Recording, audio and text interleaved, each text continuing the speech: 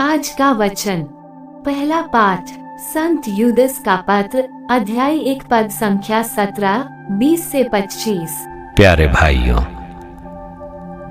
आप लोग हमारे प्रभु ईसा मसीह के प्रेरितों की भविष्यवाणियां याद रखें। आप अपने परम पावन विश्वास की नींव पर अपने जीवन का निर्माण करें।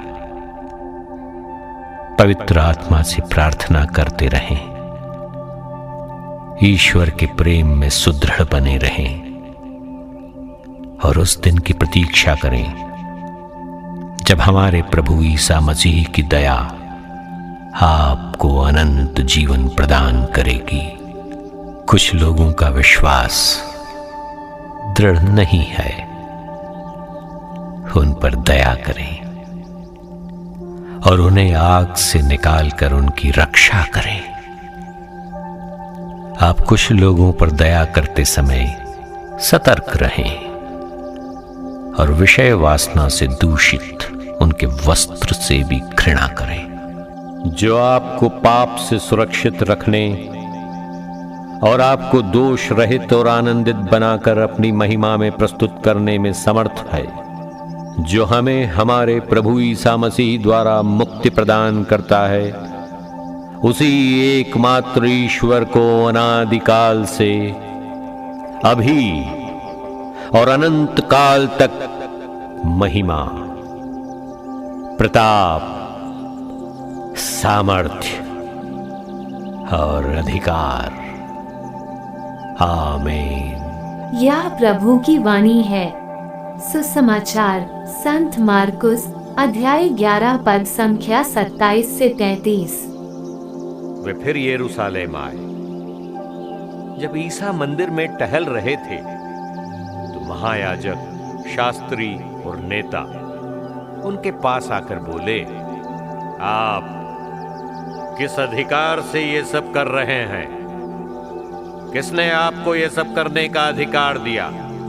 ईसा ने उन्हें उत्तर दिया, मैं भी आप लोगों से एक प्रश्न पूछना चाहता हूं। यदि आप मुझे इसका उत्तर देंगे तो मैं भी आपको बता दूंगा कि मैं किस अधिकार से ये सब कर रहा हूं। बताइए, योहन का बपतिस्मा स्वर्ग का था अथवा मनुष्यों का? वे ये कहते हुए आपस में परामर्श करते थे, यदि हम कहें स्वर्ग का तो वो कहेंगे, तब आप लोगों ने उस पर विश्वास क्यों नहीं किया? यदि हम कहें मनुष्यों का तो वे जनता से डरते थे, क्योंकि सब योहन को नबी मानते थे। इसलिए उन्होंने ईसा को उत्तर दिया, हम नहीं जानते। इस पर ईसा ने उनसे कहा, तब मैं भी आप लोगों को नहीं बताऊंगा कि मैं किस अधिकार से ये सब कर रहा हूं। यह प्रभु का पवित्र सुसमाचार है।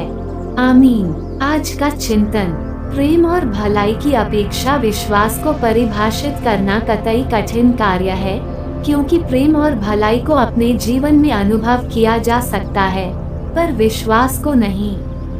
नए व्यवस्थान के स्थान पर अपने आप को रखा जाए तो हम पाएंगे कि यहाँ ऐसे लोग थे जिन्होंने व्यक्तिगत रूप से यीशु के साथ अपना जीवन बिताया था और उन्होंने यीशु को मरते तथा जीवित होते देखा था।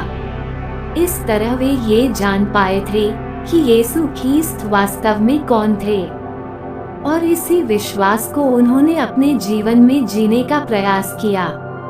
उन्होंने उनकी बुलाहट के अनुरूप उनका अनुसरण किया और मरते दम तक यह स्वीकार किया कि उनका पुनरुत्थान नहीं हुआ है।